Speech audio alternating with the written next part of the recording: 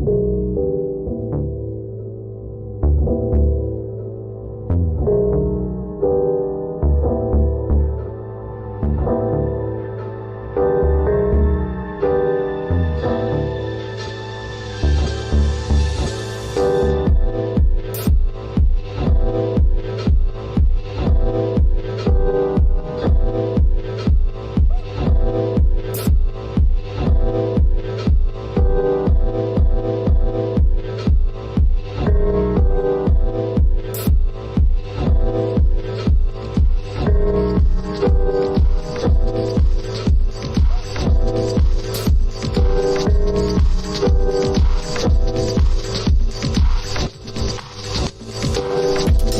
we going, everybody? Or how is it going? How are you this morning, everybody? I am Carter, host of Locally Sourced. It is September 17th. Jeez, this is moving, man. This time is moving too fast for me right now. I'm not liking it. This month just is going by quicker than I want it to. Need more time. Okay, yesterday was bonkers, and there's so much that I didn't get a chance to talk about on the stream. Mainly, absolutely how insane yesterday's session was. Fortunately for all of y'all, I have somebody on the stream today that I have been really wanting to have on the stream, just like for a solo convo for a while now. And I am just so excited that, given the current situation, we can have a little convo about just how preposterous Republicans have been in the past 24 hours. So joining me now is State Rep Sherry Frost. Sherry, how are you today? Okay, I'm upright. Yeah, upright is, yeah, that sounds accurate. So it was a near thing yesterday.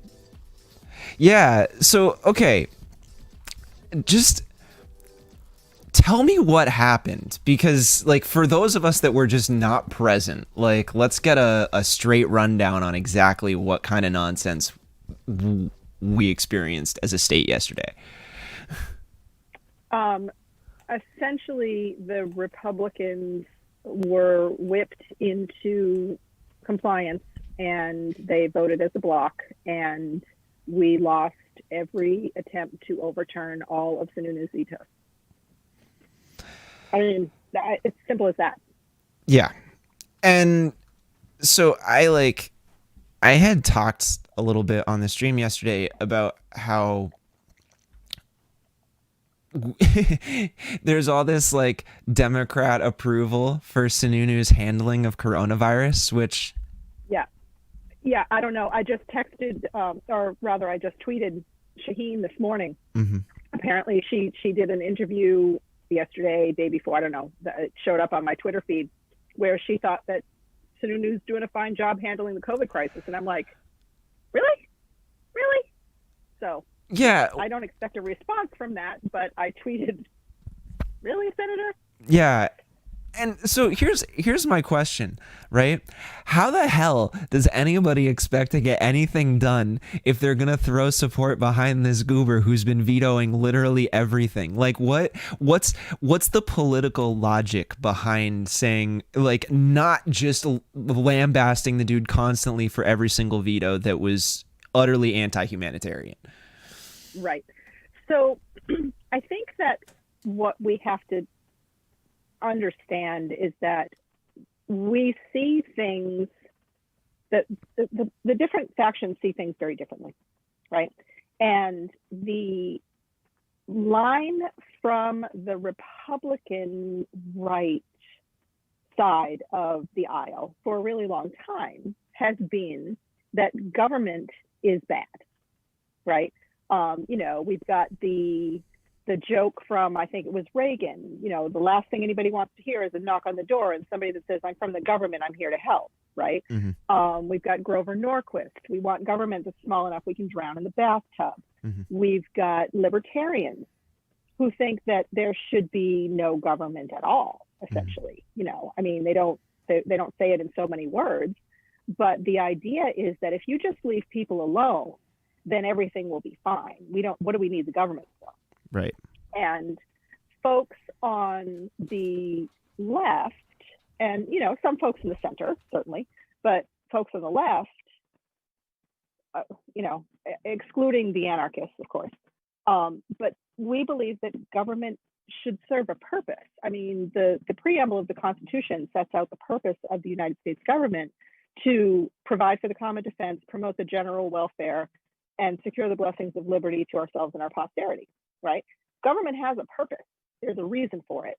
And that purpose is to create and maintain an environment where people can thrive.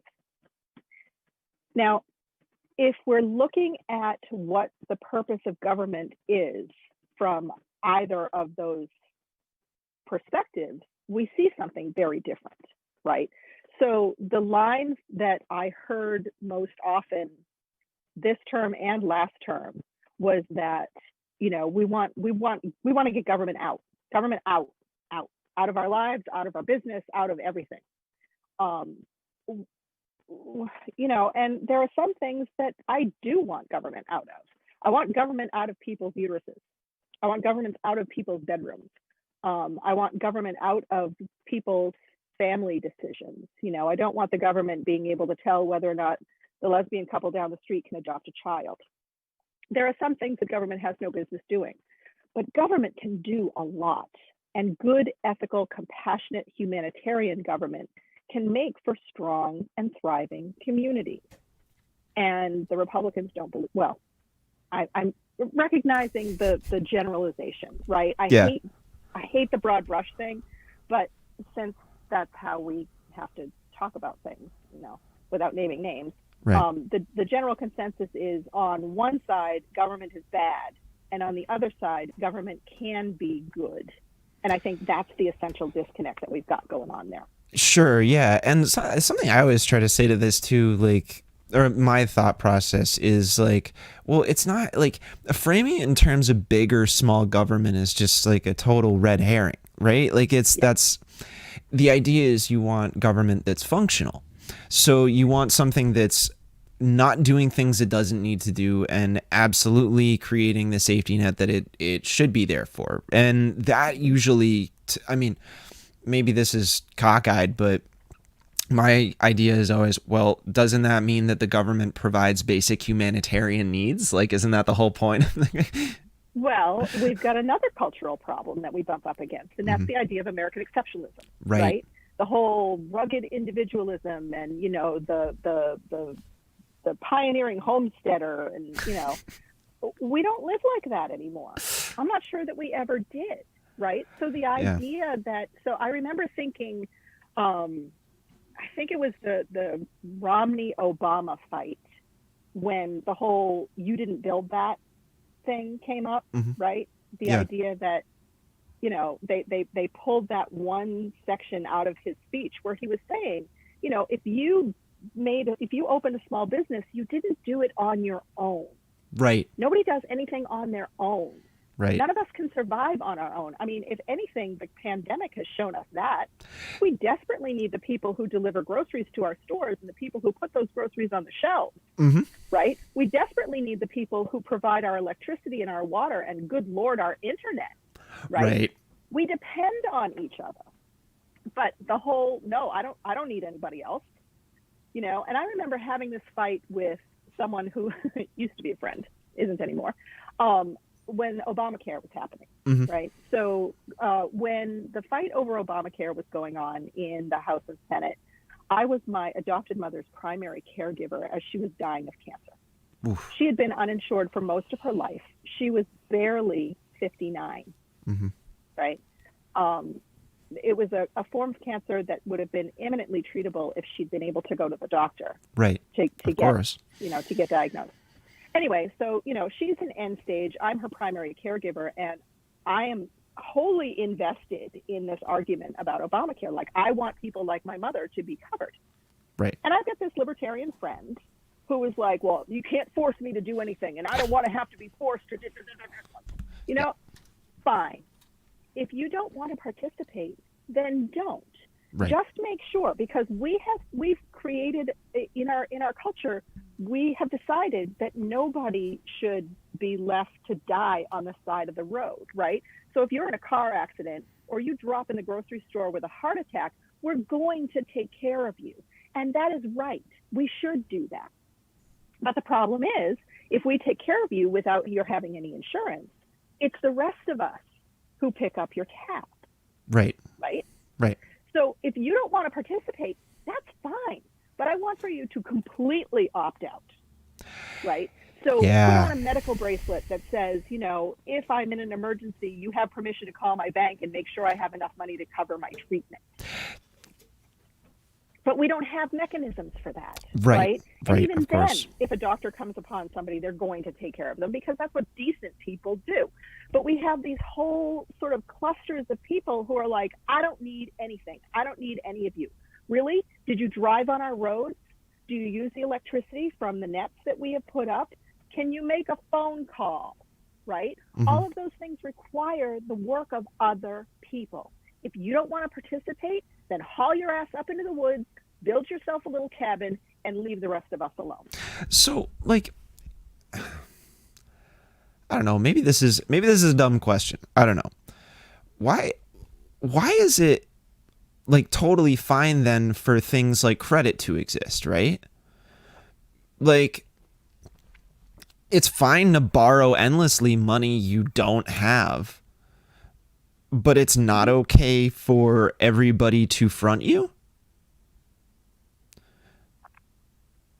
You're asking me to explain thinking that I don't understand. Yeah, I know. I'm sorry. I don't know. It's just like that. I mean, it's not a stupid question, but I can't wrap my brain around it. Yeah. I can't. Yeah, no, but I think, like, okay, fair enough. And that might actually be one of like the challenges that we actually have to deal with, is like, how do we reasonably wrap our minds around like why it's okay for a credit card company to do their thing, but it's not okay for the taxpayers to just like create a base for everybody to make sure that they have healthcare off of. Because you're exactly right. Like, about if somebody gets hurt, we're all going to help. I might have an idea about that. Okay. The difference between, so have you read Dying of Whiteness? No, I have not. I'm familiar with certain other texts surrounding that, like within that same sphere, but it is required reading. Okay. So Dr. Jonathan Metzl decided that he wanted to have a look at health outcomes on white people from typically Republican policies, right? So he went to, I think it was Minnesota? I don't know. One of the middle states. Sorry, I've forgotten. No, but he looked at gun policy, he looked at education policy, and he looked at healthcare policy, right? Sure.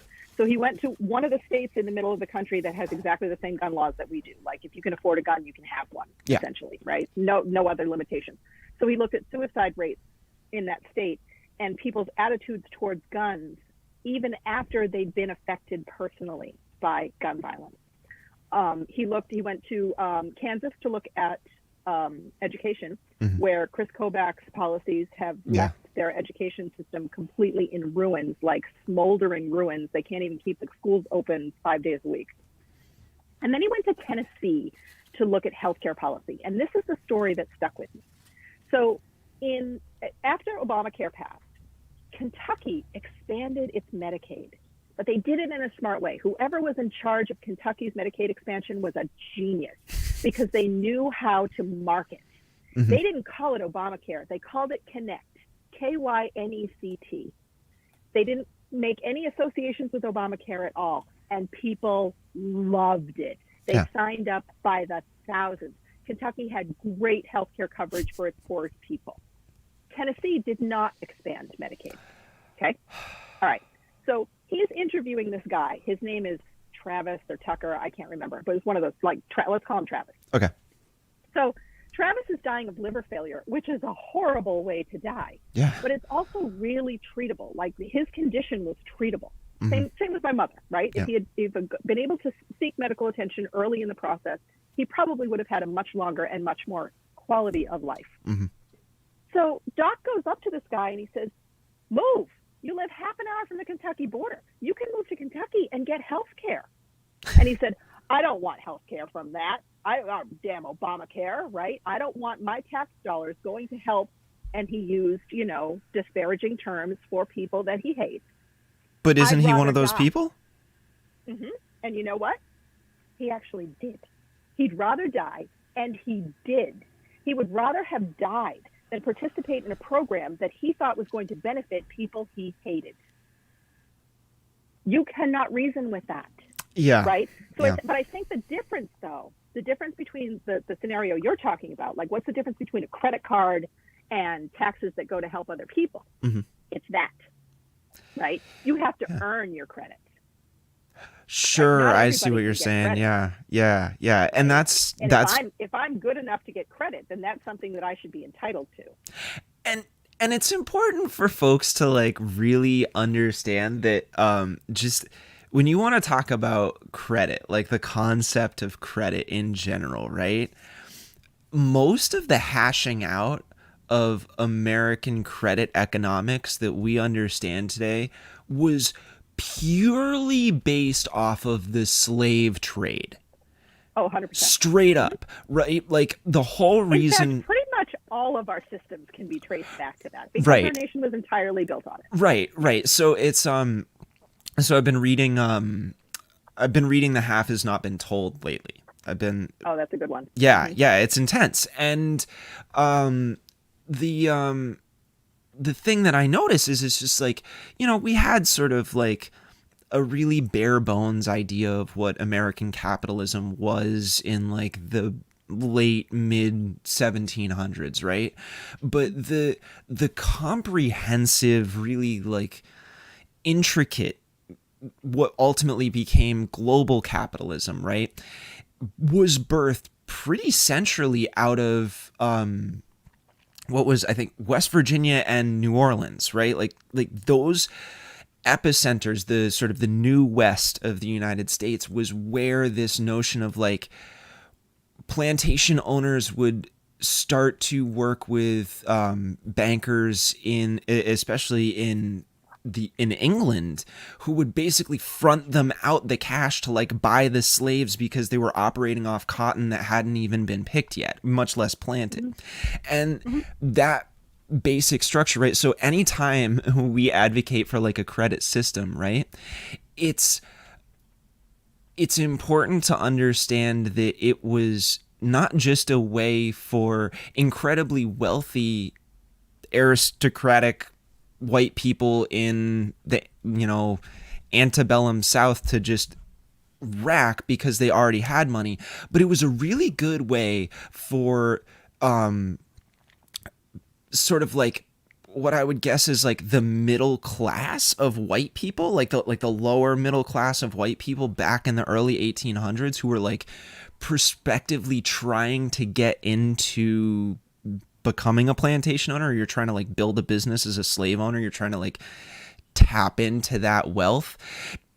This sort of weird middle space of like, you're on the bottom rung, but you're still above all of the people of color, like that in a monetary sense was birthed at exactly the same time.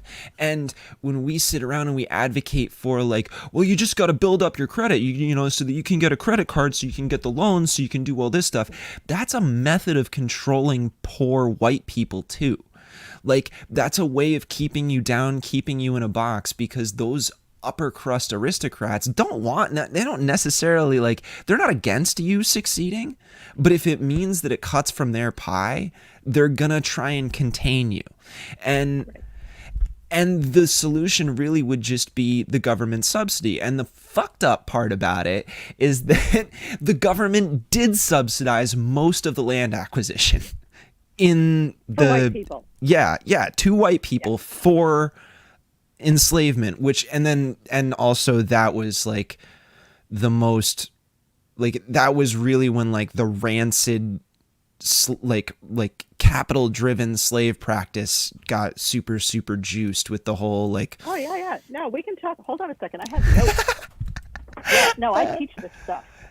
Let's not forget that the New Englanders did a thumping slave trade, and mostly it was Native Americans caught in wars or, for crimes or whatever, sent to Barbados, and then Barbadian slaves brought over. Let's see, hold on. The headright system was a pretty great scheme for white people. Jeez. No, I mean, we've got it going on. We figured this out. So in South Carolina, South Carolina was populated in the early 1600s mostly by people who had worked in sugar plantations in the West Indies, right? So they immigrated from the West Indies to South Carolina and then figured out how to grow rice. Rice was the cash crop. So slavery was written into the Constitution of South Carolina, stating that, quote, every free man of Carolina shall have absolute power and authority over Negro slaves.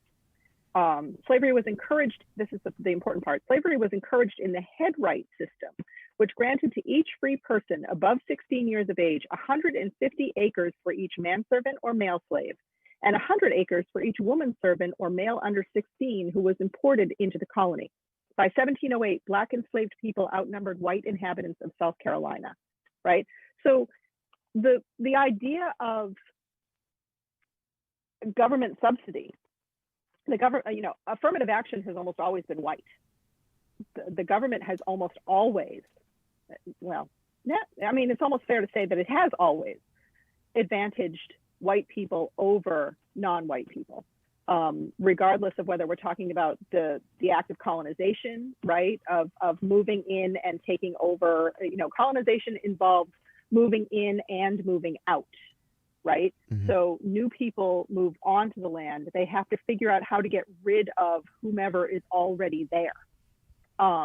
And the colonists, like I said, the colonists in New England had a pretty decent scheme set up. Not only did they arrive at a time when the Pilgrims arrived in what is now Massachusetts, the Bay Colony, they arrived after a plague. And no one's quite sure exactly what it is. It may have been an influenza. It may have been some sort of pox disease. Nobody's quite sure, but it decimated the local population. And these colonists came over they had sailed from Europe, and they show up and villages are empty, right? Nobody's there. And like almost everyone had died. And they show up and they think God has cleared the way for us. So this is, they're using religion to further their claim on the land. And then they get there, they settle in, they make uneasy alliances with the natives who are still there, who are still, making their way. And that lasts for about a generation. They're probably more on guard too, because they just lost so much of their population to that's the part of the Thanksgiving story that isn't really told, because there was a mutual need there. Right, exactly. Right. So that alliance lasted for about a generation, and then we end up seeing what we call King Phillips War, which was a play for land. Right. For land and subjugation. Right. And so we think of the Puritans and of New England in general as being very abolitionist, very anti-slavery. They weren't. The economy of New England was very different. We were shipbuilders. We were bankers. Yeah. Right? We were those middlemen in that process. I mean, who made all the money off the Yuzu purchase? That was straight up rich Bostonians and friends of Jefferson that made bank off that one. Like, that was all the North that took the profit from that. And it was just a big fiasco. So it's, yeah. I mean, and then we can further push the idea of New England's complicity in slavery with the invention of the cotton gin. Yeah. Right? Because what do we have all around New England? Mills. Right. We needed those cheap base goods to turn into manufactured goods that we could export. So we might have made a lot of noise about not liking slavery, but we were making bank off of it. Oh yeah, absolutely. I mean, there's no, it's the hypocrisy of it to me is is really comical, but tragic, like obviously violently tragic. What I think, and I don't want it to, I try to have as much of a sense of humor about anything as I can, which is hard these days. But it's like, I'm like, so I'm just finishing up reading Michael Brooks's book Against the Web, which is a really short book, really, really quick read. You could do it in like a night. And the book itself focuses primarily on like the Jordan Petersons and the Ben Shapiros and like the Sam Harrises that have sort of like galvanized this new right. And one of the things that Michael points to in it is he's like, look, if we think that like woke scolding these dudes for their white male privilege is going to get them to join our side, we're being delusional, right? Like that's not going to be effective. And we need to genuinely find a way to understand and empathize with whatever caused them to get into such a disrupted state that they would listen to somebody like Sam Harris or Ben Shapiro or Jordan Peterson, and what it is about those people that convince like young white men to perpetuate these ideas. And the reason I bring this up is because I feel like this is something that's just as prominent up here in New England as it is anywhere else. You know what I mean? Like I spent a bunch of time yesterday talking about Free Keene. I mean, shit, the crying Nazi lives there. Like, so we deal with this here all the time, and I see it sort of translate into the rhetoric of state politics, and it seems very much so to me like a lot of these more conservative like state level representatives adhere to that kind of cockamamie framing of like sort of like, I guess it's a neoconservative, like semi-neoliberal type of a view that's very like, it's trying to be conscious of like social issues, but at the same time is very against them for some sort of weird intellectual argument that's not actually intellectual. And I'm wondering, like, have you ever been able to have a conversation with any of these guys where like there was some sort of appeal or some sort of way to crack the egg, as it were? I'm always trying to find out like, what's that, like, is there an entry point at all, or is it, and if not, how do we start at the base of the plant, and try and prevent it from happening later in the process on a state level? Wow. I know. I'm sorry. That's a big one. It's a lot. Yeah. I personally haven't had a whole lot of luck speaking to the opposition. And I think that might be in part because I'm sort of a flashpoint figure. Mm-hmm. Yeah, totally. So they have assumptions about who I am and what I believe, and maybe some of those assumptions are correct. I don't know. Sure. But I'm not. If you need somebody to compromise with the other side, you're probably not going to call me to reach across the aisle. Yeah. I'm more of a person that, and that's fine. Right. When my first term, we sat in mixed grouping, mm-hmm. right? I don't remember which Speaker of the House it was, but one of them a bunch of years ago decided that instead of sitting in sections, Democrat and Republican, we'd all sit mixed together. And I think the hope for that was that there would be, camaraderie, and you'd get to know your neighbors. And so I sat between a Democrat on my left and a Republican on my right, and then I was in sort of the section with a bunch of libertarians. So I had like J.R. Hole in there, and John Burt, and Jess Edwards, and a whole bunch of those sorts of people. Mm-hmm. And I remember very clearly the day that we had, it was a Thursday, we had both child marriage and trans rights mm-hmm. on the ballot, on the docket for the day. And my seat neighbor was a first-term Republican. I was a first-term Democrat. Mm-hmm. And when we're in session in person, there are people at the door who hand out like voting guides, right? Different interest groups hand out, information about bills that they're interested in. Totally fine. I have no problem with that. One of them, several of them are though right-leaning, right? So Republican, free state, that sort of thing. And one of them is called the Gold Standard, and another one, I don't know what they call it, but it's usually printed in either pink or red ink, and there's a picture of Reagan on the top. I don't know. Anyway, so he's got all these papers, right? So what had happened was there was a bunch of sort of complicated legislative and procedural jujitsu, and one of the trans rights bill had been tabled earlier in the day. And we were voting to take that bill off the table so that we could argue it and vote on it. And as a first term, so one of the things that I don't think most people recognize is that when we vote on bills in the full House, we're not actually voting on the documentation of the bill. We're not voting on the material of the bill. We're voting on the recommendation of the committee that heard it. Right. Right. So it gets confusing. So sometimes having those sheets is helpful, right? Because am I voting for this? Am I voting against it? I don't know what's going on. So we're voting to pull this thing off the table, and there's no information on the sheet for that because the people who put the sheet together had no idea that it was going to be tabled, right?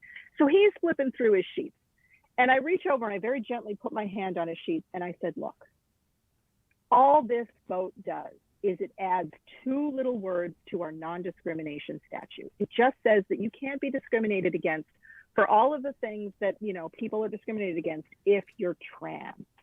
That's it. That's all it does. Please just vote yes. He voted no. He waited for his comrades on his right to decide what they were going to do, and so he followed them.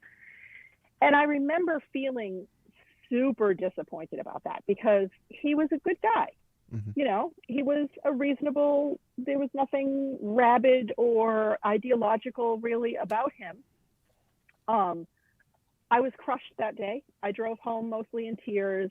I repackaged my cookies, and the next morning I sent him an email and I said, look, you seem like a really decent guy, which is why I cannot square the votes that you took yesterday. Like allowing 13-year-olds to be married off by their parents, that's icky. Right. And I don't understand your being willing to let some people be discriminated against because of who they are. And his response, I give him credit for being honest, but no credit for having a spine. His response was that earlier in the year, he had voted against the right to work legislation, right? The governor fast-tracked right to work that term, and he's a union guy. So he voted against right to work, and he was getting flack for that. And he was told that, if he wanted to stay as part of the group, he needed to vote the right way. And the right way was to vote against child marriage and to vote against trans rights. So, and what was really interesting is this morning or yesterday, I don't know when it actually came up, but a prominent Republican left a Facebook post thanking all of his members for staying in line yesterday. So there's this value of, being in the club, that tribalism. Yeah. That, and it's interesting that, I think both sides kind of try to engender that sort of feeling, which I think is part of why progressives get so much crap. Right? Because I'm perfectly willing to yell at my candidates, and I'm perfectly willing to be angry at my senators and my candidate for governor, and and that's seen as disloyal or divisive. Right. When really it's just about holding people to account. Yeah. So I think that's actually something that I'm curious about, just kind of shedding a little bit more light on. How prolific is that problem of insider club, like same teams fall in line attitude, right? Like, because to me that does seem so unproductive for legislation in a way, because it's, I don't know, my immediate reaction to it is like, well, doesn't that mean you're kind of ensuring that your little cadre is going to act utterly independently and irresponsibly from the public, you know, in a way that doesn't necessarily, like, It can. Or does it not seem to, at the very least, leave open the opportunity? And then what's the, you know, I mean, generally speaking, I think, like, we on the more further left would argue, well, like, you can hand the keys to us because we believe in populist democracy, and therefore our whole thing is to make sure that y'all have the keys all the time. But, well, let's be clear, there's a lot that the far left sucks at. yeah, right? totally. If we were better at organizing, if we were better at messaging, we wouldn't be, you know, where we are. Right. So it all comes back to this. My perception is that that's a significant problem on everywhere, right? It doesn't matter whether we're talking politics, whether we're talking business. The maxim that I think that everybody needs to understand and sort of absorb into their bones is that power protects itself. In fact, power's primary purpose is to protect itself, always and forever. So decisions that get made are going to be made in the interest of keeping, maintaining, or growing power, right? Getting, maintaining, or growing power. So that notion of tribalism, that notion of establishment, that notion of insider, that's kind of what that's about. So, yeah, you know what? I'm just going to do it. I'm just going to do it. So last term, Tim Smith and I put forth a constitutional amendment proposal that would take the government completely out of reproductive health care choices. This would cover women, this would cover men, this would cover trans people, this would cover pregnant people. The government should have no business in your reproductive health care choices. The government doesn't get to decide whether you get dialysis or whether you get cancer treatment. It shouldn't have any business up in your personal bib. Right. So we went to some of the usual organizations that you would think would be supportive of this, right? And we were told, we're not going to support this.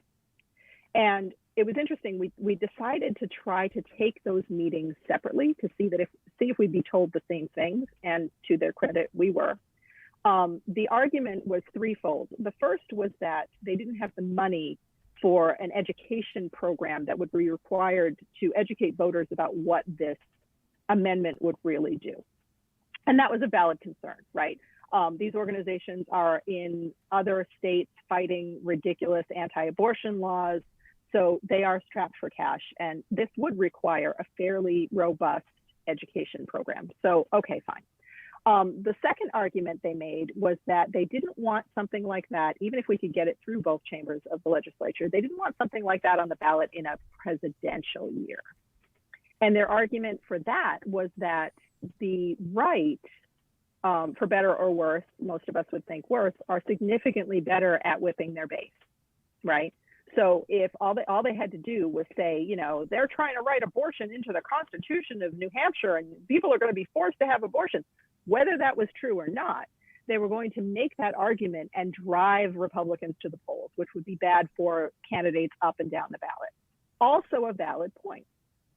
The last reason they said they weren't going to support this bodily autonomy amendment was because they like to control the narrative, right? Mm-hmm. And their argument was that New Hampshire is a great place to be a woman, that we don't really have any unreasonable restrictions to reproductive care. There aren't a whole lot of places to get abortion, but if you need an abortion, you can get one, and you can get one relatively easy and with relatively little hassle. And so their concern was that if we threw a ballot measure like a constitutional amendment onto the ballot and it came back bad, right? If it came back that most of New Hampshire is not supportive of bodily autonomy and most of New Hampshire does not want people to have say over what happens to their own bodies, then they wouldn't be able to control the narrative anymore, right? So this is about keeping and maintaining power. I know that was the face that we made too, but both of us were told that same story. So I think about it in terms of the idea of fishing people out of the river, right? Mm-hmm. People fall into the river and we've got this whole network of care providers. We've got people who go in and fish them out. We've got people who dry them off. We've got people who give them clothes and food and an education and housing, right? We've got this whole sort of conveyor belt of services for mm-hmm. people. Well, while we're busy doing that, no one's going upriver to find out why they're falling in. Right. Right. And one of the major ways that organizations like the one that I'm referring to makes their money is about fishing people out of the river. And in this case, fishing people out of the river means scaring people into saying, you know what, they're coming for your health care. Well, if that were taken care of, right, if it weren't a question anymore, if it were written into the Constitution that the government cannot interfere with your reproductive health care choices, mm-hmm. how are we going to raise money? Oh, that's really gross. Yeah, it's really gross. Yeah. And so I was having this conversation with another person a couple of days ago. My town, Dover, has an organization that does a really great job with End 68 Hours of Hunger. Yeah. Really great. Like, these people are dedicated and they're committed, and they make sure that this program is well sourced and well funded and people get the help they need. Mm-hmm. Yeah, we're like that here in Peterborough too. And they're proud of it, and they rightly should be. Yep. But my contention is, why the hell do they have to do it in the first place? Right. Exactly. Right? Exactly. But so going back to your original question about that sort of idea of being divisive, mm-hmm. when somebody brings that up, they're like, oh, well, you're disrespecting the work that people do. No, I'm not. I think it's wonderful that they're doing it. I just think it's shitty that they have to.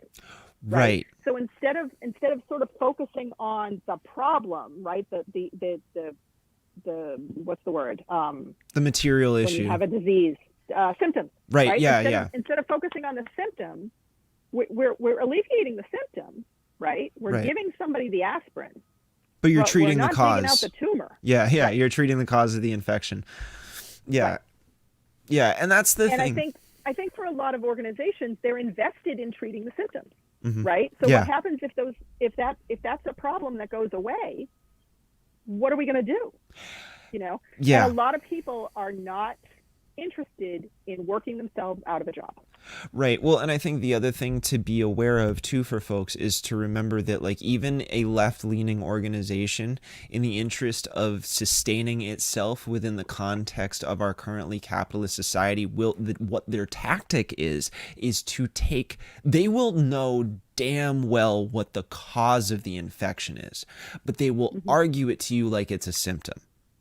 And that's that to me is the problem, right?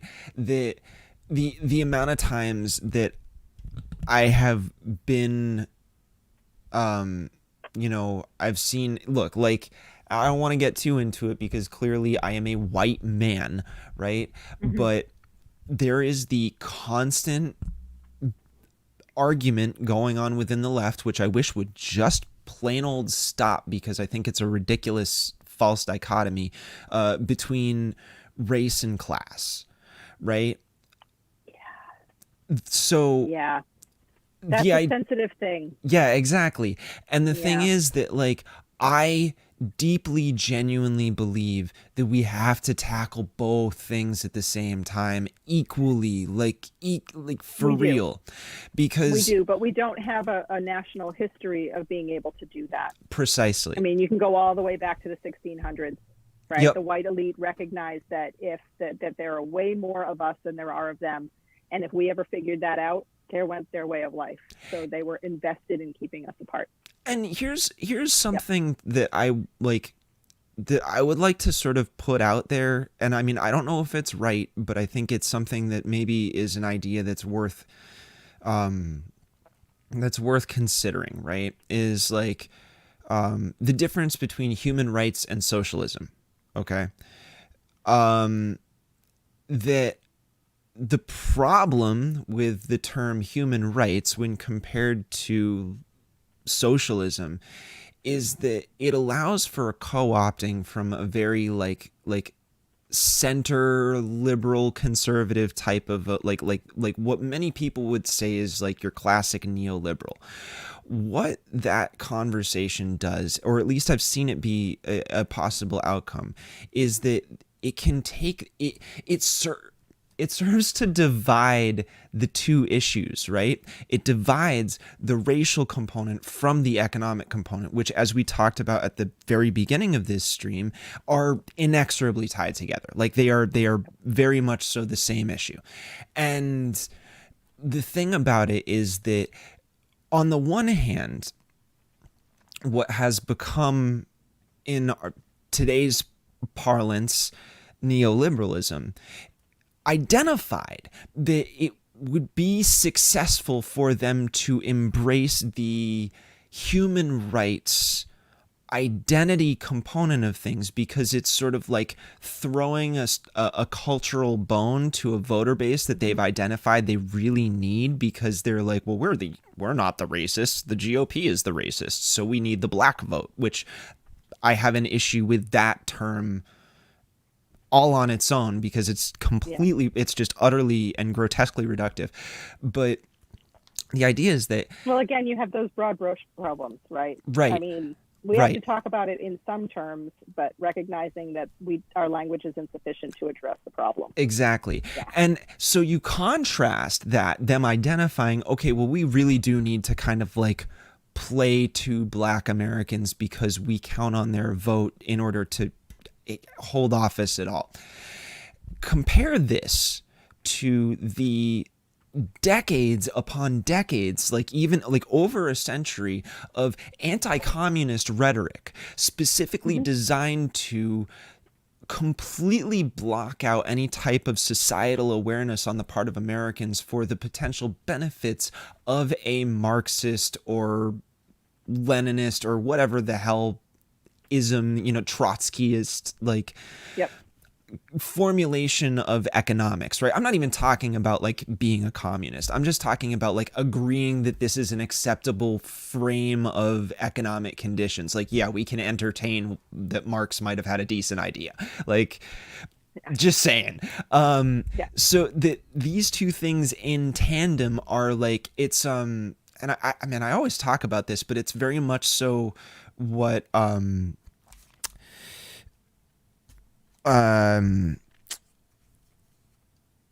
Debord talks about in Society, this spectacle where it's like we're this spectacle has taken us and forced us to find unity through separation, and by separating, like, we're all united in our desire to have a better identity conversation that actually produces meaningful results to a point where we no longer have racism in our society. But the problem is we're never going to succeed with that because the spectacle did such a good job of dividing race and class from our popular discourse to a point where we have a hard time talking about them at the same time.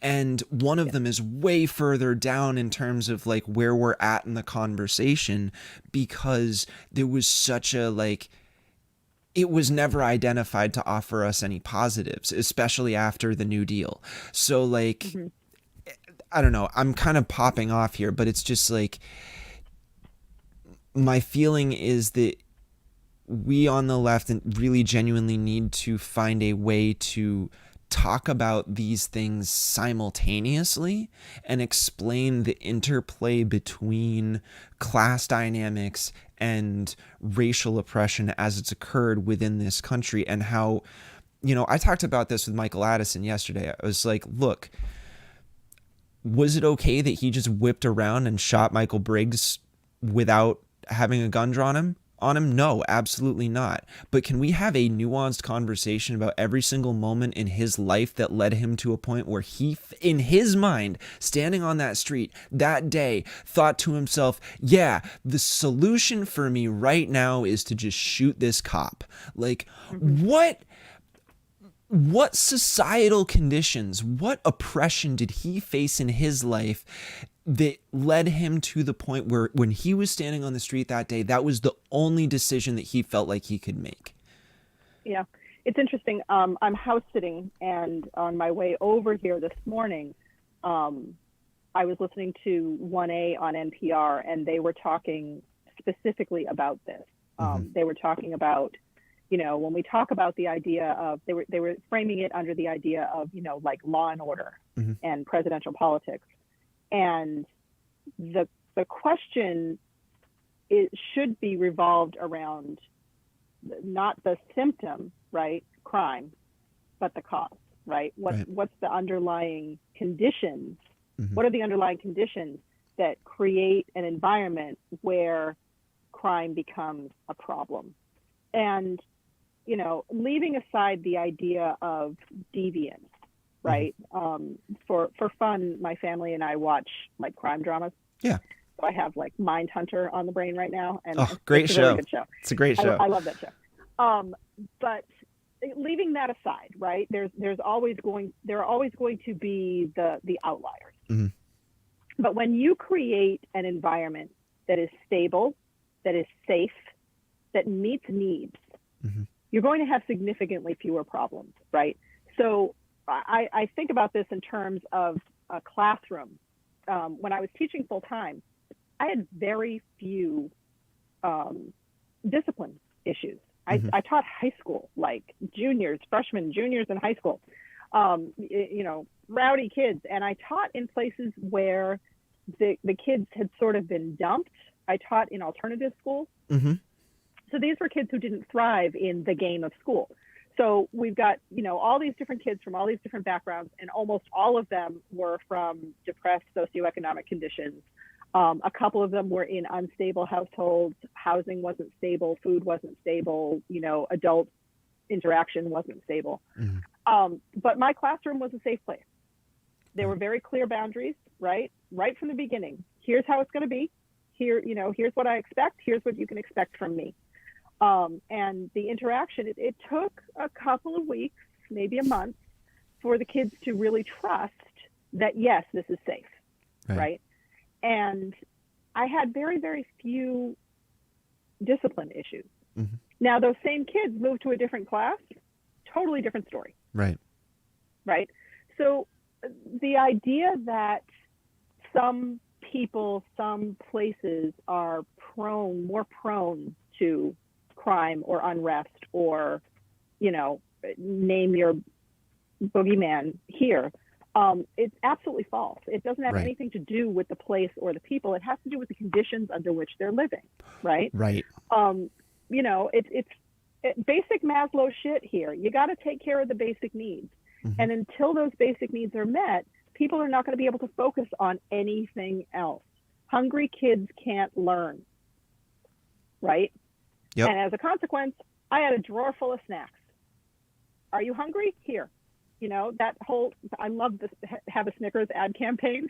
Yeah. Right? Yeah. You're not yourself. Have a Snickers. Right. I could tell when a kid was off, right? Yeah. I'd pull the kid aside. What's going on, right? What's up? Did something happen at home? Did you eat breakfast this morning? No, I didn't have breakfast. Great. Come here. Yeah. We're going to put something in you. Yeah. We're going to put something in you. And it worked. And I don't understand why we can't just sort of focus on those basic needs. Yeah. And there was a Patrice Jones. I feel bad for not knowing her name. The woman who was on The Daily Show explaining the whole rioting thing. Do you remember her? Oh, geez. It's been a while since I watched The Daily Show. I think her name was Catrice or Kimberly. I feel bad. I can probably look it up really quick if you want me to. But her point was very well made, right? We don't care about this stuff because we have no investment in it. None of it belongs to us, You've made sure that none of it belongs to us. Right. Right? Ownership matters.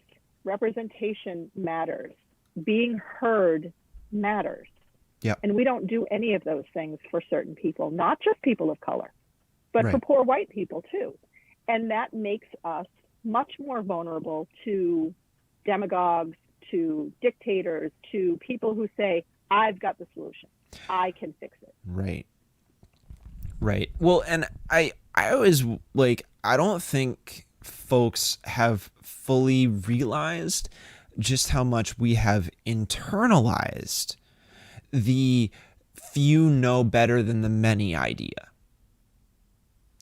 Like, the foundation of elitism, like an elite few know the best for the masses rather than the masses knowing for themselves, right? Like, we have so deeply internalized that as a nation that I see that get applied in like situations where it has absolutely no reason to be applied. Situations where it's like, like I've seen it happen in,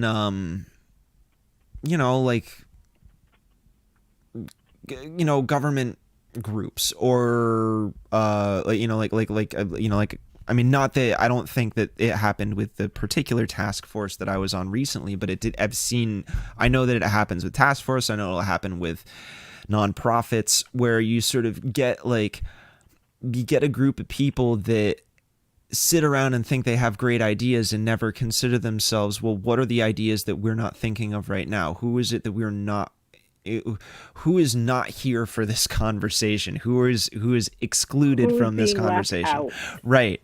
And that, like, it's really easy to get caught up in the rush of having a good idea and wanting to try and do something. I think this is something that I see being like a product of a lot of troubles that people on the left run into when they try to go out and do something really big, is they don't necessarily like a thought experiment all the way out every single repercussion from what they're doing. They're just like, I have this great idea, I want to run ahead and get it done.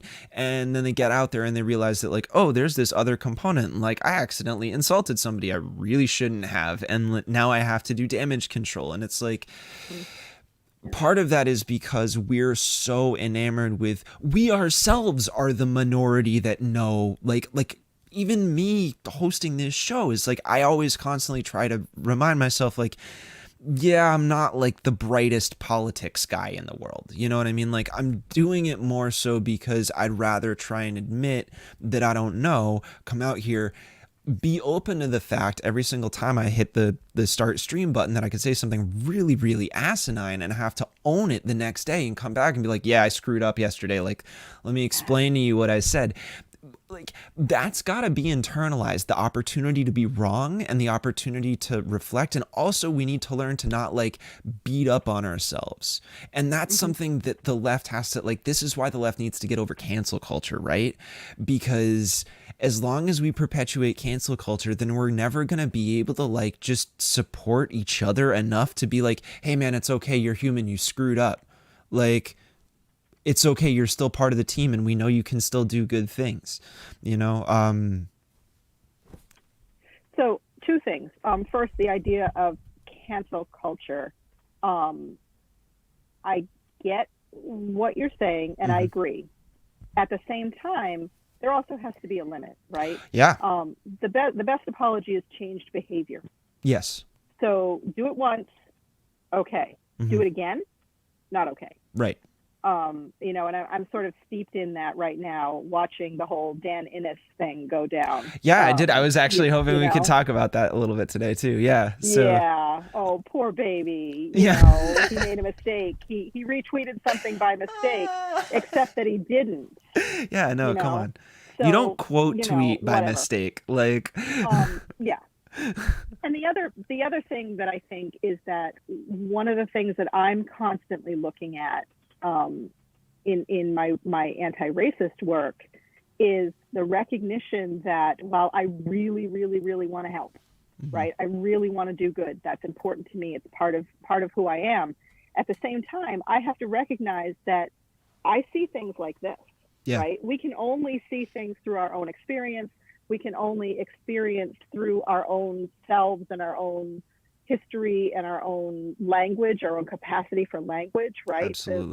One of the points that I make to my students is that the more language you have, the better you can think, Yeah. Yeah. right?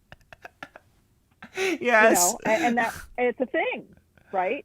And it's frustrating to struggle to explain something because the idea can be in there, but if you can't get it out of your head and into mine in a way that's satisfying for both of us, it doesn't matter. It's going to be trapped in your head, Right. right?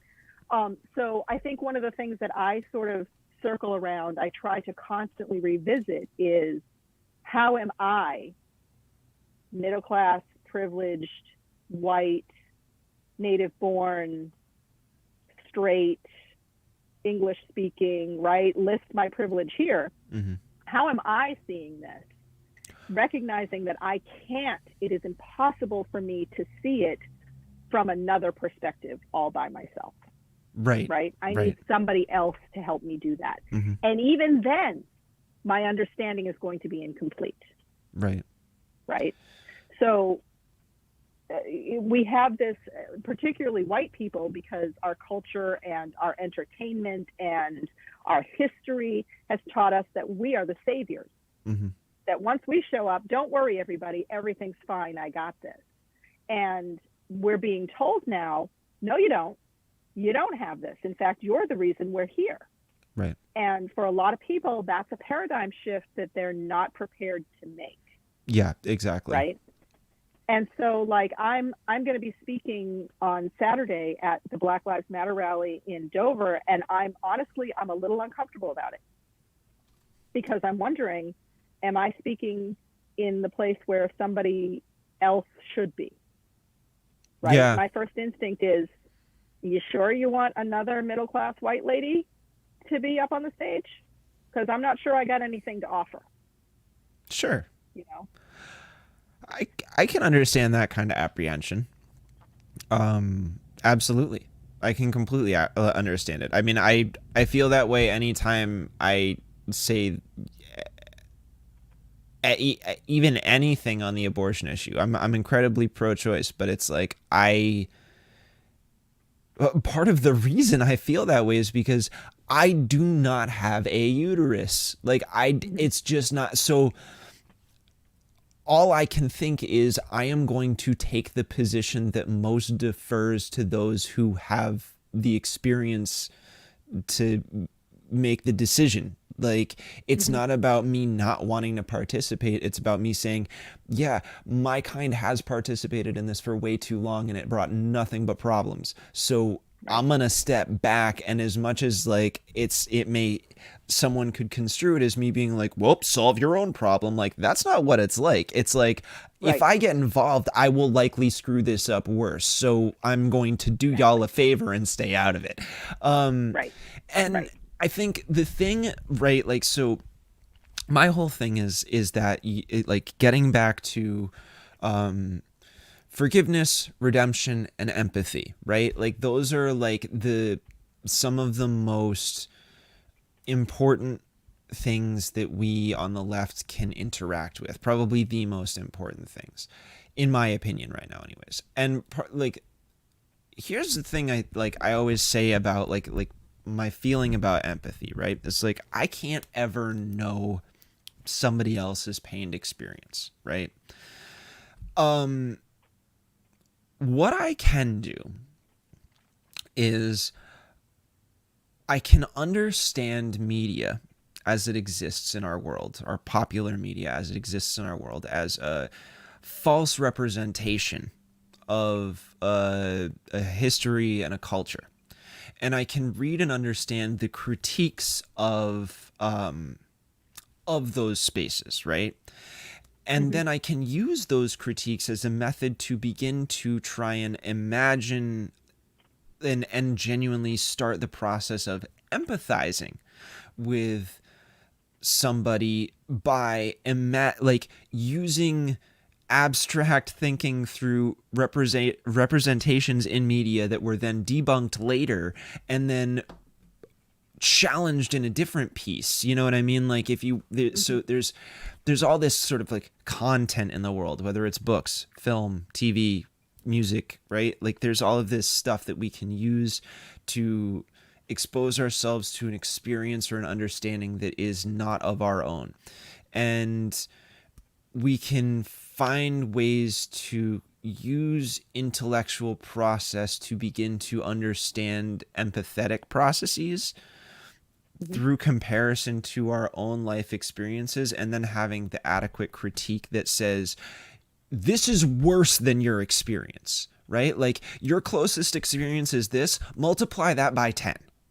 And that's what this is for this other person. And then you can start to begin to say, maybe I can't fully empathize, but I can begin to empathize with the concept that this is more like, if I take my worst example, it's more than that. So I need to be extra serious in my response when working together with you.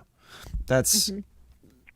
But there's a lot that has to happen before somebody can even do that, right? I mean, I'm thinking of when I'm not the most like tech savvy person. I can do most basic things, but I can't make my stuff sit up and bark.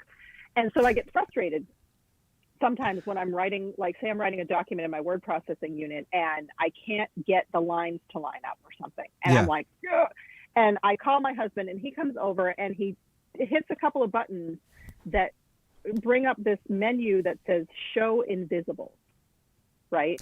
Yeah. So follow with me. This makes sense. So now all of a sudden I can see all of the things that are going on in the background that make the spaces in between my words, that, tab over. So I can see all of those things. And in order for you to do all of the things that you're doing, there are a bunch of invisibles that have to be in place before you can even begin that process. Right. And I think part of what we're missing is instruction in how to reveal those invisibles, right? And I'm a teacher, I'm an educator, I sort of revert back to mama whenever I think about this sort of thing. Yeah. That's stuff that should be taught. It should be taught at home, certainly, right? That this is something that you can and you should install in your children. You should model it. You should speak openly about it, but a lot of people don't. Right. So if it's not going to happen at home, it should definitely happen at school. And it doesn't. Yes. Right? One of the things that we talk about a lot is the idea that bullying is not acceptable. Yeah. Bullying happens all the time in school. It gets passed over. Teachers bully each other. Administration bullies the teachers. Some teachers bully administration. Like, it happens across the board. Yeah, so I mean, saying one thing and doing something else. Has anybody, have any of these people been on Facebook and seen what boomer Facebook is like? Because I promise you, there's plenty of bullies there. I don't know. Oh, you should see my mentions. Oh God. Oh, yeah. So going back to your idea, yes, all of those things should happen. But I think that for a lot of people, and this is sort of where that, sort of ironically, that's where empathy comes in, right? I think that for a lot of people, they are simply incapable of it. It's not that they don't. It's not that they don't care. It's not that they are choosing not to. It's that it misses. Right. It misses completely. Right. Exactly. Well, you can't you can't know what you don't know, and there's that, right? But I'm also thinking about the guy I posted it the other day. I remember just watching, my eyes just falling out of my head. This guy was being interviewed at a Trump rally, maskless, with millions or thousands of other people, right? And the interviewer, the reporter was like, "Aren't you nervous?" And he's like, "Well, I had a friend who died of COVID last week, but no." I saw that video. It was just the cognitive dissonance. Right. And I'm thinking, okay, there's somebody who can't. Right. Right. So we keep saying, well, what if it happens? They only understand it if it happens to them. Well, no, they don't. It does happen to them, and they still don't understand. Work. Yeah. Travis literally died rather than move to Kentucky to get healthcare. Yeah. You know, I mean, like, what do you do? So somebody that I really, really respect told me something that I'm going to hold on to for the rest of my life. It was after that really bad, no good, terrible, awful day at the State House where we lost trans rights and child marriage. Mm-hmm. And I'm making my way out of the aisle as we're all emptying out of the house. And this person pulls me aside. He can tell that I am just crushed. And he says, I need you to understand something. He said, there are some people that cannot be reasoned with. They can only be defeated. Mm-hmm. And I'm gonna hold on to that for the rest of my life. We talk an awful lot about meeting people where they are. Mm-hmm. But if meeting them where they are means acknowledging their beliefs and giving those beliefs legitimacy, I'm not down with that. Yeah, I'm not okay with that. You know, so like I've stopped having arguments with people because the very act of arguing some of their points signals to them that I think that their points are legitimate enough to give them my time and attention. Sure. Yeah. Okay. Sorry, not gonna do it. No, I completely understand go over that. there and talk to yourself. I completely understand that. I mean, like, I absolutely agree with that approach. And it's, you know, like, my thing is always not so much that I disagree so much as, like, I always think about, like, yeah, I don't want to, like, necessarily give this person, I don't want to give this person my time, but I always try to think about, like, who else is witnessing this, right? And what's the benefit to having the discussion for the witnesses, right? Like, I'm not, you know, this isn't, I'll tell this story. I mean, I'm not necessarily patting myself on the back or anything like that, but there's we have a town Facebook group here in Peterborough, much like any other town Facebook group in New Hampshire. Usually good stories start like that. Yeah. So now granted, there's a lot of absolute fucking mayhem in there, but there was recently, like in the past couple of weeks, there was this guy who starts he starts posting, you know, like on Facebook you can have like the little backgrounds, like the fun little backgrounds to your post or whatever. So he starts posting these like questions like, hey Peterborough, what's your favorite place to eat? Like yada yada yada. Notice this guy's not from our town, but he's posting in the town group a whole lot. And he's, you know, they're pretty innocuous questions for the most part, but then one day it's, how does everybody feel about about masks? Like, that's starting a conversation. Like that's a hell of a conversation to start in this town group that already has had like any number of threads about how irate people get about discussing politics in this group. So like you're opening a door right now, champ. Really? You're gonna yeah. go there? Really? So we saw this and it was kind of like, I don't know what he's doing right now, but now I'm starting to wonder what's up with all these questions. And you know, didn't say anything at that point, but, you know, went a couple more days, another innocuous question. Then there was a follow-up one about the Rural Youth Union, which is a group of young people here in Peterborough in the Monadnock region that started just trying to share resources. And like Anna and Jonah are both members of it. And I've had them both on this stream any number of times. Great people. But he sort of, you know, he posts like, hey, what's this Rural Youth Union Club? Is this a school group? What is this? And my immediate thought when I saw it, I was like, you didn't try and Google it, bro? Like, and then I thought, well, like, if you're not gonna Google it, but you're gonna post in this group, like, this is clearly starting some sort of discussion. At which point I hopped in, I was like, hey, like, do you work for any nonprofits or any advocacy groups? Because, like, I'm starting to wonder what your deal here is. At which point he says, like, oh, yeah, well, I'm starting a podcast and, you know, like, I'm I'm going around to all the different town groups and I'm asking all these questions. And at that point, I was kind of like, so, like, let me get this straight, dude. You're a member of all of these groups, and rather than just like scrolling down and seeing what else is in here and doing research like a traditional journalist would, you're unnecessarily inserting yourself into the conversation, which creates a layer of mediation, which in my opinion breaches an ethical boundary and shows us all that you are essentially farming us for your content right now. And like, he got very defensive about the whole thing, and I'm like, look, I don't really care. Like, I'm not gonna do anything about that. He's like, he said something to me about like, well, I don't know how to make you feel safe. And I was like, do you know how ridiculous it would be for me to log on to Facebook and expect to feel safe? Like, do you know how stupid of a thought that is? Like, that is so or any social media for that matter. Like, that's fucking preposterous. Like, no way. I never log on to any of these sites expecting to feel safe.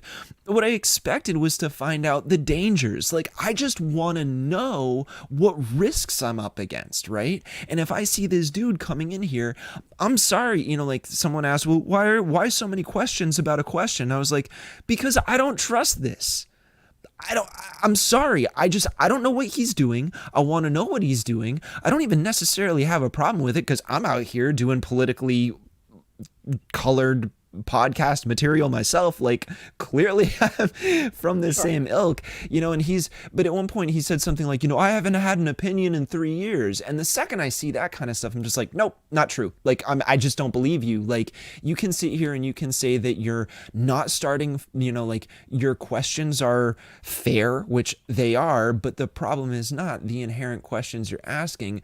The problem is the way in which you are choosing to get the answer to the question that you have.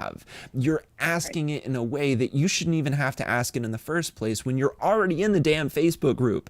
Like, you literally, all of the fights that you have questions about, all of the restaurants that you want to know where to eat at, scroll back to March and you will see list after list of all of the businesses that were crying for help to stay open, and you will know just how many people love which businesses by how many got replies. Like, you can see this. I was like, you could individually reach out to people in that community and talk to them and find out a much more nuanced take on what it's like to actually be in this town, rather than just doing some temperature check Facebook post in some group. That's not comprehensive data.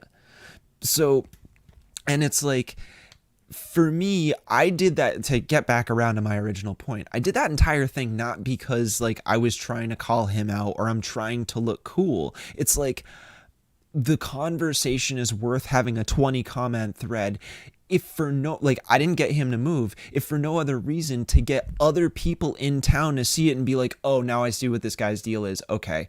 Because that creates community literacy on what the dangers to our processes are.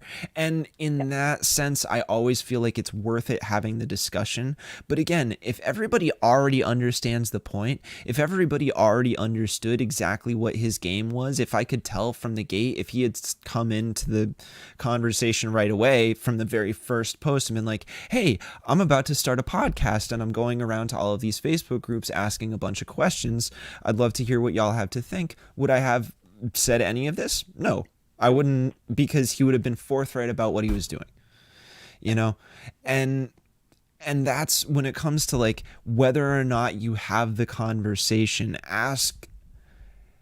I would say to any leftist who's about to get into an argument with people, there's the side that you explained, and then there's sort of like the side that I explained. And in that moment, do a cost benefit analysis with yourself about your energy and your time on whether or not this is going to produce more knowledge for other people or not. Because again, you're not convincing that person. So that was just sort of like, that was my story. Well, it's interesting. I'm thinking too about the conversation that we were having before that about, white people inserting themselves into non-white spaces. Mm-hmm. We have a tendency to do that too, right? Yep. We walk in and say, I have questions, answer my questions. No, sit in the back and listen. Right. Yeah. Right, exactly. So, okay.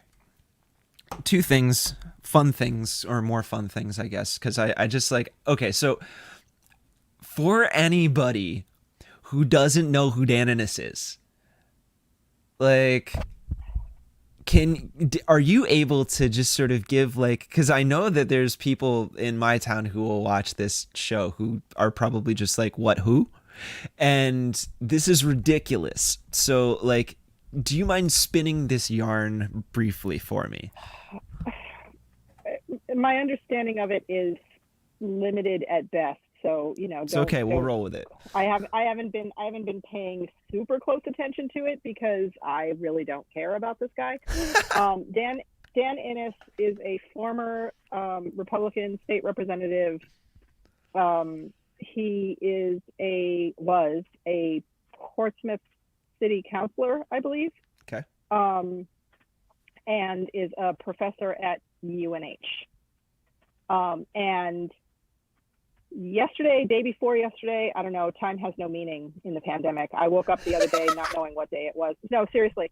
So I knew veto day was Wednesday, and I woke up on Tuesday morning and bolted out of bed, and my husband's like, what's the matter? I'm like, I'm supposed to be in session. Babe, it's Tuesday. Shit. So, I honestly have no idea what day it is. But anyway, just recently he retweeted a post on Twitter that basically said BLM is trash.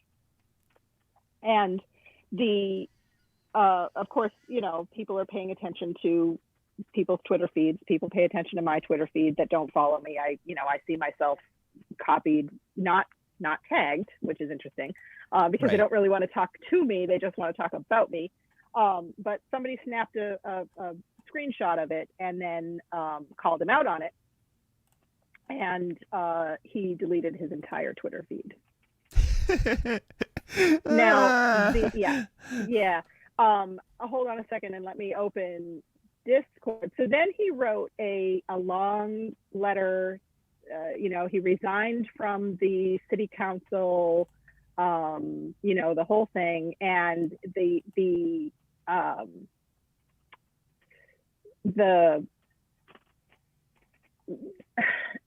he painted himself as the victim of cancel culture.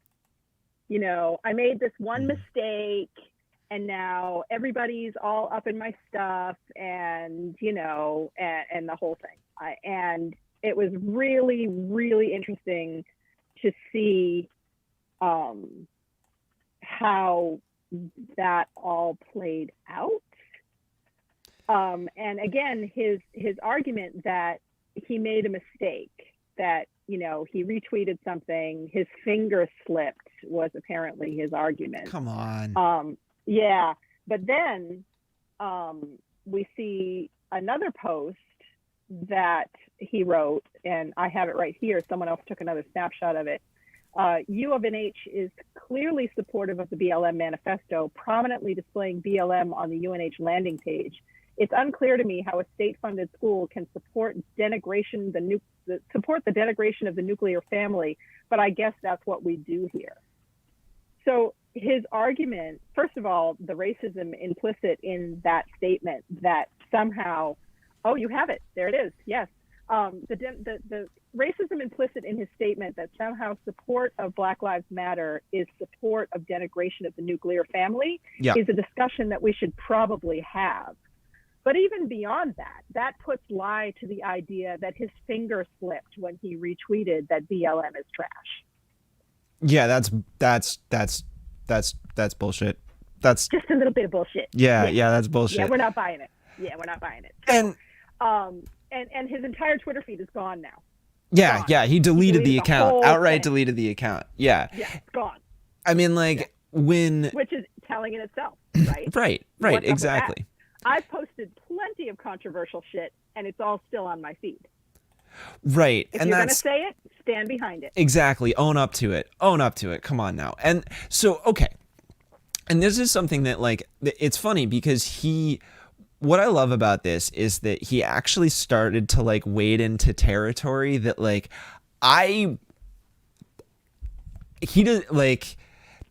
it's on a completely different issue.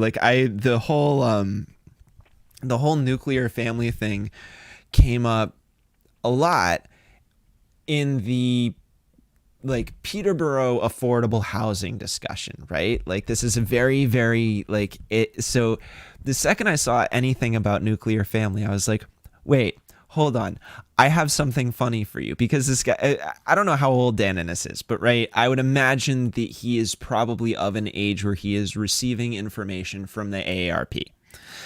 I could be wrong. Well, so am I. So No. My point is not that he's not a kid. Right. My point is that like this organization, like I am about to put up something that was provided to our housing task force from the AARP. Okay. And this was my response when I had initially seen Dan's post. He wants to talk about denigrating the nuclear family, right? Fucking economics denigrated the nuclear 100%. Family, right? Yeah. Just what are we looking at here? Right here, we are looking at the type of households by percentage in the United States. 28% of America's households, by the numbers, are single people living alone. 25% are couples. 20% are adults sharing with other adults, just a roommate situation. Sure. 7% are single parent families, and 20% are traditional nuclear families. 20%. Okay. So, not even a quarter. Well, and there's also the interesting, it's worth noting that Dan Innes is gay. So that further confuses me, like really. I mean, and I only bring that up in that he would be a target for people who are arguing about the denigration of the nuclear family. Right. Nuclear family is a mom and a dad. Nuclear family isn't two dads. Nuclear family isn't two moms. Nuclear family is a mom and a dad, right? If we're talking about the language that we use culturally, we understand the nuclear family to be a mom and a dad and two kids. I mean, they even friggin' show it that way in the graphic right here. Like, right. No joke. It's straight up man, woman. We can argue about the idea of a nuclear family being two parents, right? Right. Okay, great. But let's not discount the fact that he is a member of a minority group that is denigrated, and part of the argument again that was made against allowing same-sex marriage was that it was going to ruin the family. Where is he coming up with this? Why did he choose that? Right. As a wedge point against for his racism? Why did he choose that? I found that really interesting. Yeah. So it's just, and this is like, I mean, I think the example itself is enough to just sort of be like, hey, like, we gotta don't, just because somebody is a professor at UNH, don't let them strong arm you if you're confident in your idea, to just because they have some sort of authority or some sort of or degree. Yeah. Mm-hmm. Like, look, the reality is I'm happy to have debates with people with bachelor's degrees or master's degrees. I technically don't even have an associate's. Like, by all standards, I am a high school graduate. I don't, I don't care. Like, yeah, it doesn't matter. It's irrelevant. And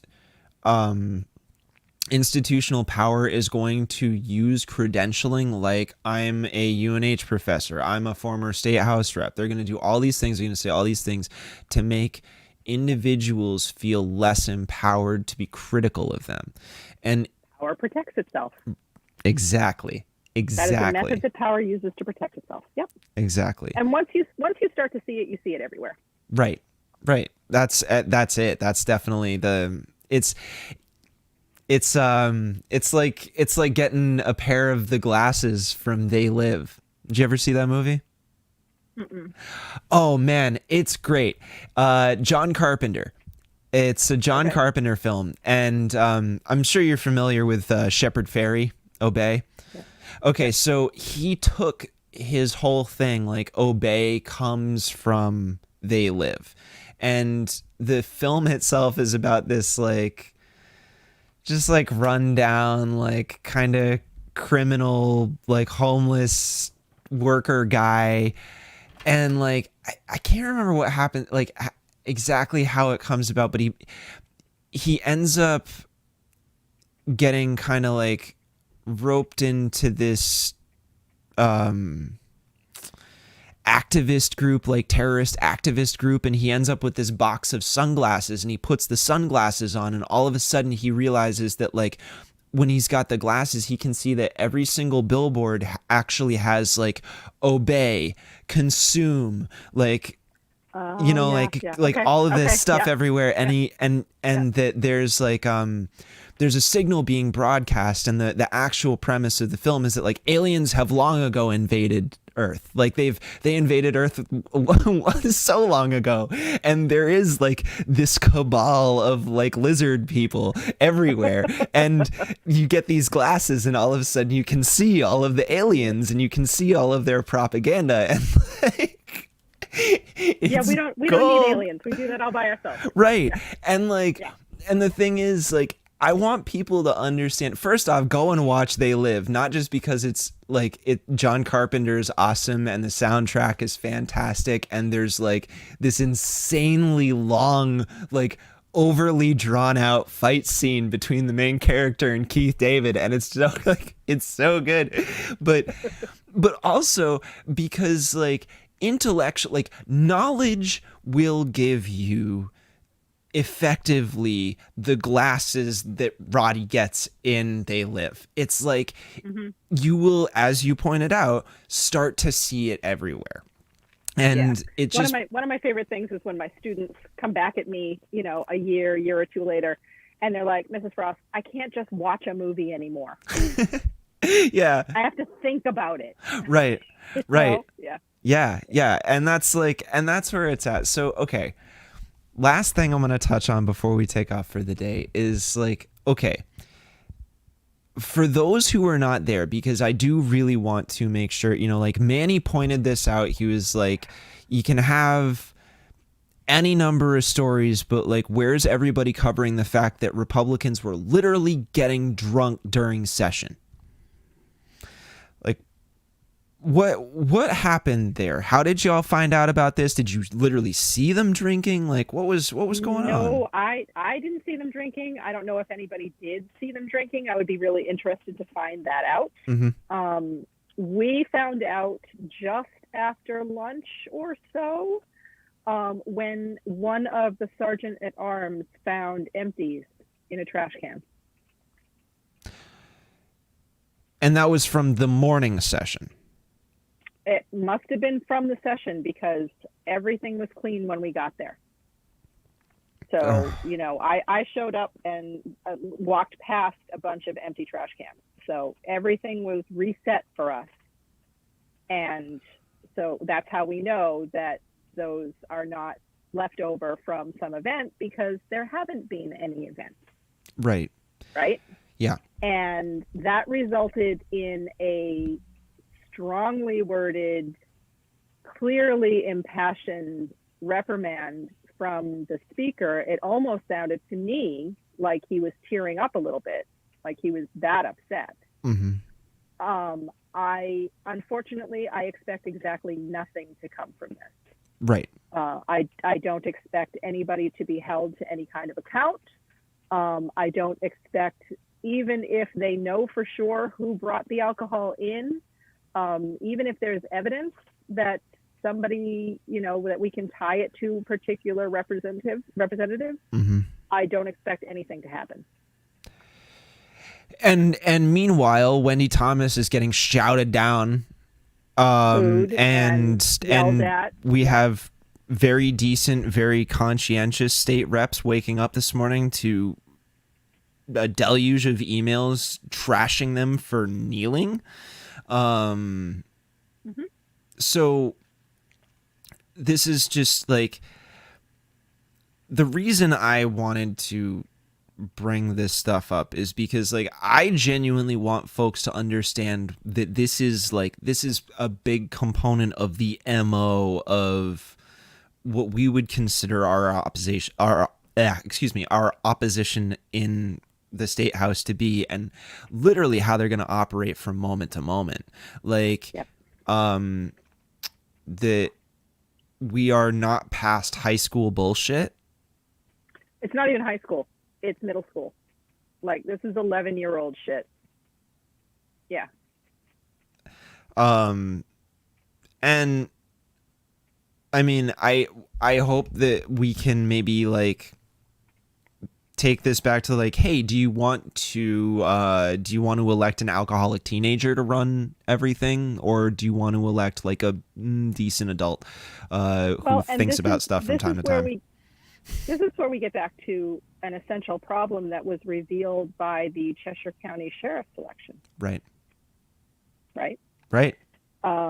For those who may not know the story, someone who identifies as a transsexual, that's what they call themselves. I understand that that's not an appropriate term, but that's what they call themselves. A transsexual Satanist anarchist won the GOP primary for sheriff in Cheshire County. Right. This person ran with a campaign slogan of "fuck the police." Right.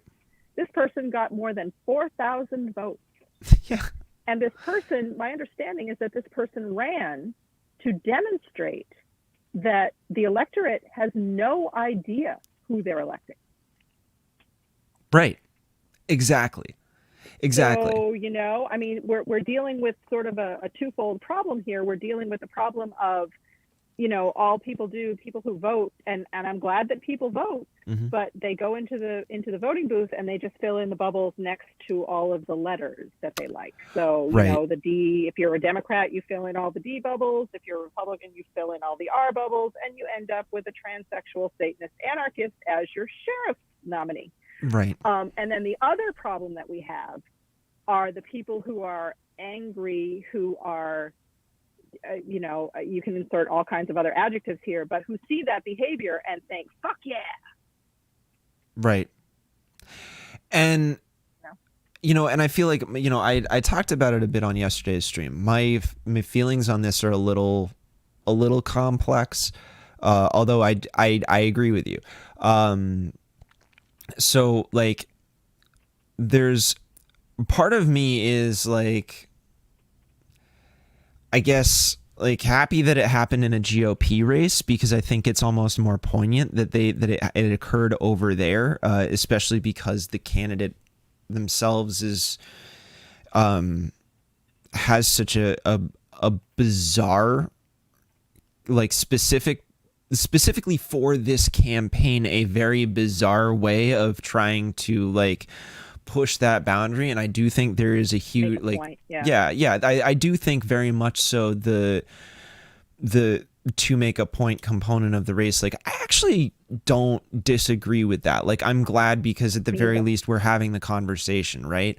The reason I like, and again, I would point everybody back to this yesterday. I will not replay any of the content that I played yesterday because it's fucking horrible, and it's on the stream and folks can go back and watch it. It's timestamped on the video, but there is content that I played yesterday that explains exactly why you should never support anything that comes out of Free Keene.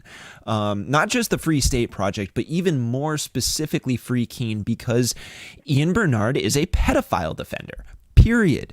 Like, that's just what that guy does. He actively defends the rights of what he believes should be the rights of pedophiles, and believes that 6-year-olds are somehow like conscious enough to make decisions about their own sexuality, which is preposterous. So on that level, right, we need to just kind of remember exactly where DeMezzo comes from,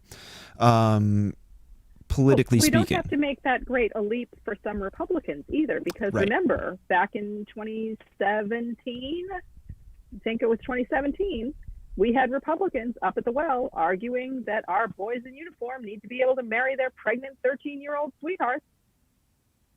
Right. Right. Not that great a leap.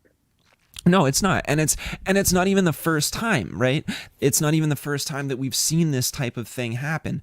That like this is a common thing that will pop up in the like in the backwaters of libertarian online podcast discourse, where like it, because Milo Yiannopoulos did the same thing. You know, he was like, oh yeah, I got, you know, molested when I was a kid and I really appreciated it. And it was like, whoa, you just said that, didn't you? Like, and that was the end of it. Like, that was very much so the end of it. And it's like, but it should be indicative to people of something that Ian Bernard and Free Keene still carry a certain amount of weight in libertarian circles 5-6 years after he said that. Mm-hmm. Mm-hmm. That this candidate comes out of that group. So if you, for whatever reason, felt like when Milo said that very distasteful thing that got him very much so rightfully canceled and deplatformed, if you have a problem with that, then I would encourage anybody to go have a problem with any candidate that comes out of Free Keene, right? Mm-hmm. I'm happy to watch them like trigger Christopher Cantwell to a point where he runs out of an interview because he's so like offended that somebody called him a mean name. That's great to watch. Don't get me wrong. I like, fine. Then you would have loved the end of session yesterday, because that's exactly what happened. Good. That's exactly what happened. Wendy stood up and Al Baldessaro lost his shit and withdrew his consent for her to speak. So we voted whether or not we were going to allow the member to continue her comments, and it was a simple majority, and of course we won it. And then another Republican jumped up and, you know, had a point of order. Well, isn't unanimous consent, doesn't that have to be unanimous? And the speaker had to explain that it was unanimous consent until a member withdrew his consent, and then we voted, and now she's speaking on the majority's consent. And if y'all don't like it, which was sort of unsaid, but if y'all don't like it, y'all can leave. And they all left. And they did, They all packed up and bolted. And it was amazing. Yeah, because she never mentioned anybody's name. She never called out anybody specifically. We all knew who she was talking about. She was talking about Al Baldessaro. Right. Right? He was the one who questioned her patriotism. Of course. But she never mentioned him. She never looked at him. She never pointed at him. She never called him out. So me think the lady does protest too much, right? Yeah, totally. And they all just decamped. And I'm watching as they're like fleeing the scene. And it just, you know, nothing surprises me anymore. And I'm deeply disturbed by that. Like, I'm still, there's so much of this last like 10 years has just worn me down to the point where I'm still outraged. I'm still disgusted. I'm still horrified, but I'm not surprised. Right. Like nothing that happens surprised me anymore. Mass hysterectomies? Nope. Not surprising. Me. Yeah. Horrifies me. Yeah. Disgusting. Doesn't surprise me. And I mean, I'm making the point all over the place that this is who we are. You know, when Trump first took office and everybody was, you know, white women especially, were just beside themselves. This isn't who we are. This isn't who we are. I'm like, bitch, yes, it is. It's exactly who we are. This is who we always been. Yeah. The fuck timeline have you been living in? Like, right. Right. You know? So, you know, forced sterilization, child kidnapping, you know, forced unhousing, right? Redlining, shit like that, discrimination, disenfranchisement, right? Long history of all of it. Like there's no atrocity that the Trump administration is making up.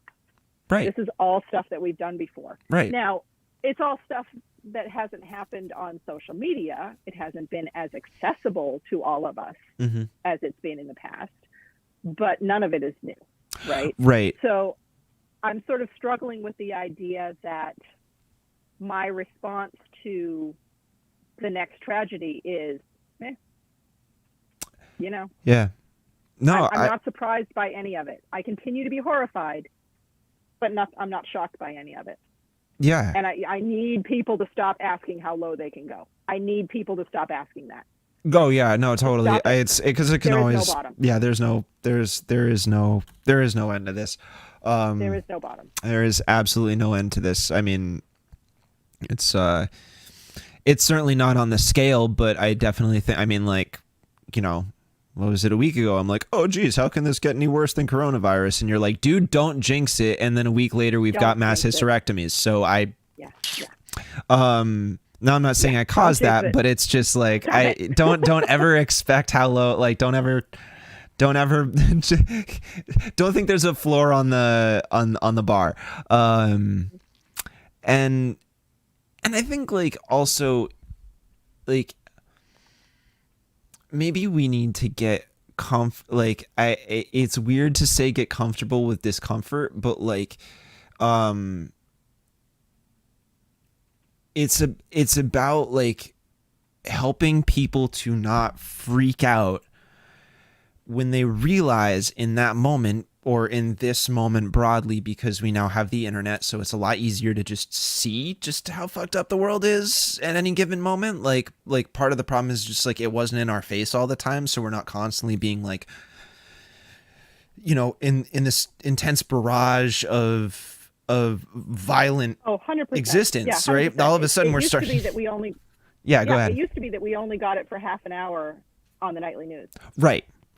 And we can control it. So that's why it's possible for people to say, well, wait a minute, this isn't who we are. And it's like, no, it's exactly who we are. You just only got 30-minute doses every day. Like now that we took the filter off. By Tom Brokaw. Right.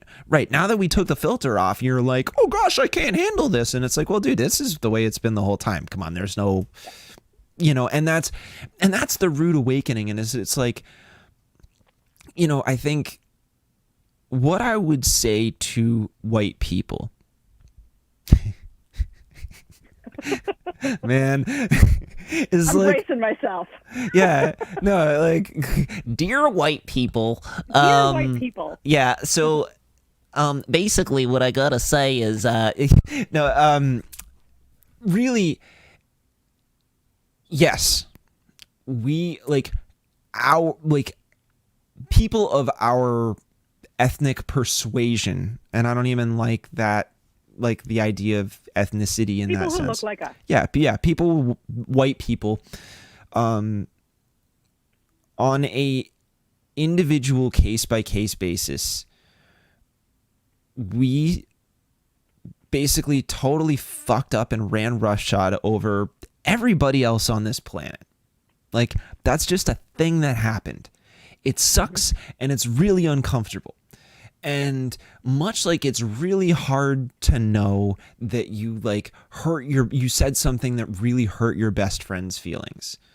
As much as it may really hurt to know that you said that, you gotta swallow it and you gotta deal with it and you gotta be like, damn, I was wrong. And all I can do is try and do the right thing and not freak out and not try and defend yourself, not feel like all of the bullshit that our ancestors did means that we're bad people. Like, no, it doesn't. What makes us bad people is sitting here defending our ancestors when and we didn't benefiting from the system. Right. When we don't even fucking know anything about them anyways.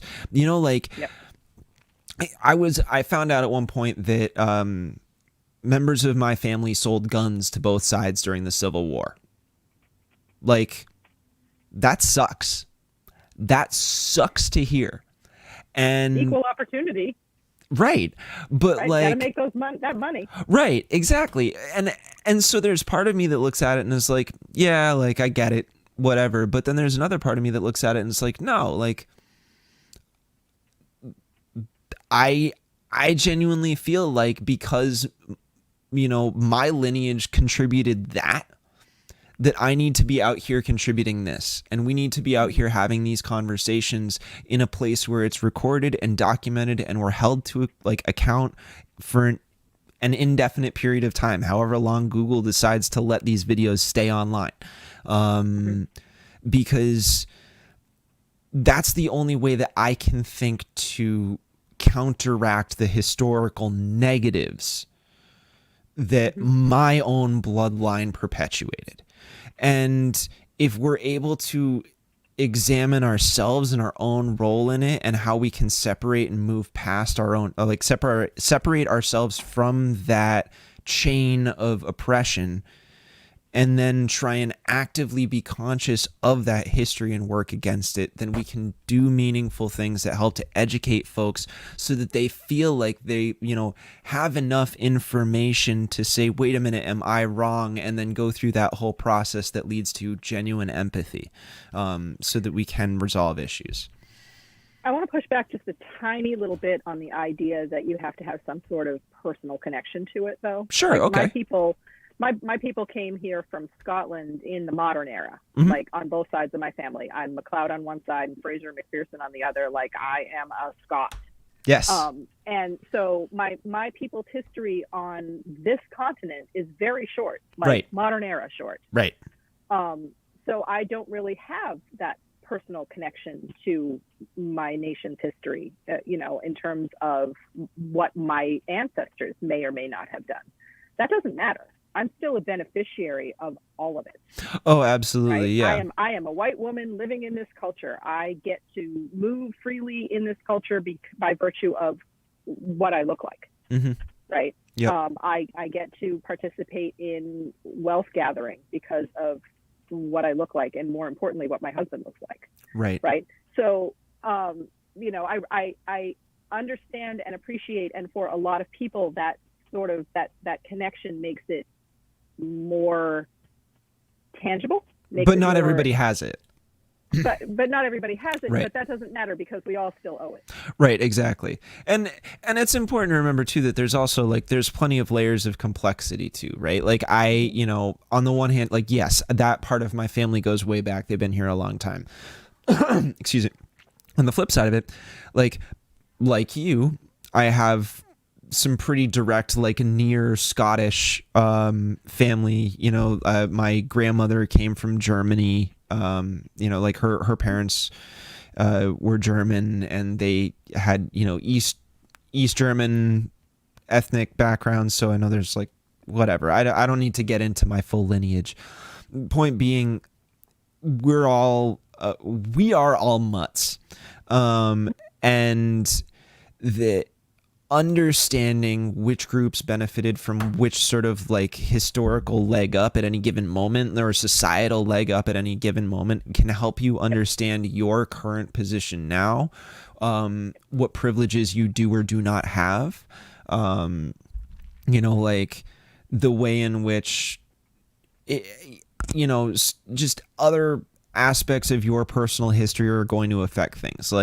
I know that politics ran in my family. I know it. And it's not surprising to me that I'm out here talking about politics these days. I know that it's what it is.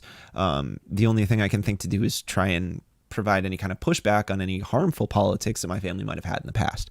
But again, it's just about examine yourself, examine the system that you and your own history come from within context, and use that as a mechanism by which you can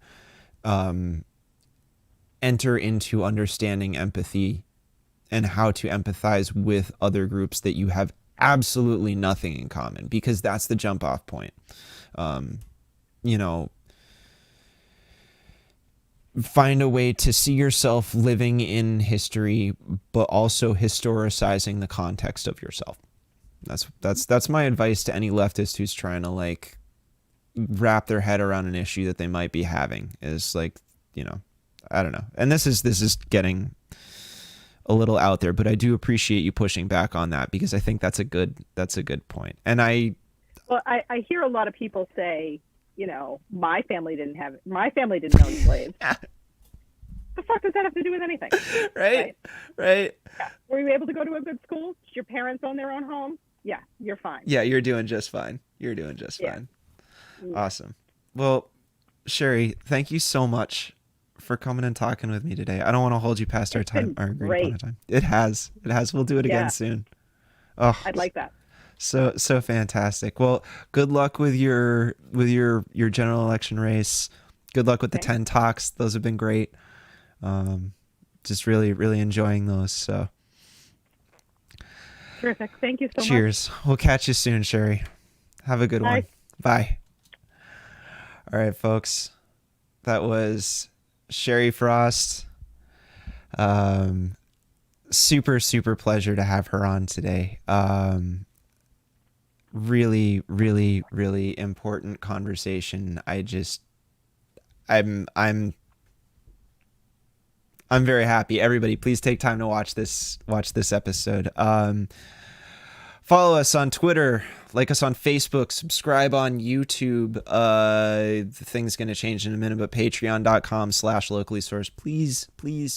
Please consider supporting this so that I can continue to provide all this content for free and hopefully develop newer content that will be, some of it might be exclusive, but again, I just want to expand this. I want to get more knowledge out there for folks because this is just, it's really important that we have left voices in the media sphere in New Hampshire because so many of the voices in those spaces are either centrist and think they're objective, straight up conservative, or full on neoliberal, and none of that really helps any of us. So let's have some more decent discussions, support the channel, that way I can sink more time into it. You know, shit, one of these days maybe I'll even, if we get to a point, maybe I'll even try and do a weekdays show, do 5 days a week. That's a really sweet goal that I'd love to have someday. So at any rate, thank you so much, folks, for tuning in, and we will catch up with you soon, or next week, or whenever we're back with Deep Dive with Jonah. So at any rate, folks, take care, and we will see you soon.